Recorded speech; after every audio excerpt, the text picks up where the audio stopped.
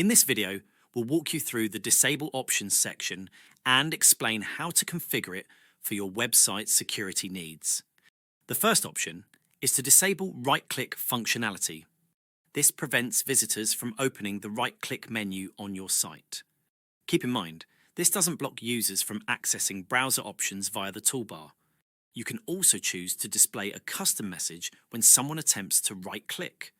By default, right-click is disabled for non-logged-in users, but you can extend this feature to specific user roles depending on your needs. Next, you can disable the Inspect Element feature, preventing users from viewing your site's code, headers, and cookies. For added security, you can even trigger a blank screen when Inspect Element is detected. However, we don't recommend enabling this feature since it can occasionally activate on newer mobile devices that aren't yet recognized. Just like with right-click, you can limit the Disable Inspect Element option to certain user roles, including logged-in users. Now, let's talk about disabling shortcut keys. You can disable keys like Ctrl+U, which users typically use to view the source code of your site. Again, these settings can be applied based on user roles.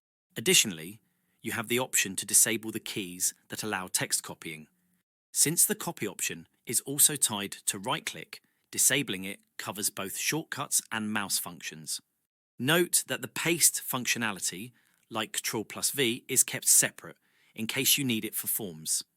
Just like before, you can apply these settings to specific user roles, allowing flexibility in how you secure your website. Next, you have the option to disable drag and drop shortcuts, further protecting your site's content. Like the other features, this can be customized for certain user roles. Once you've configured your settings, make sure to save your changes to apply them.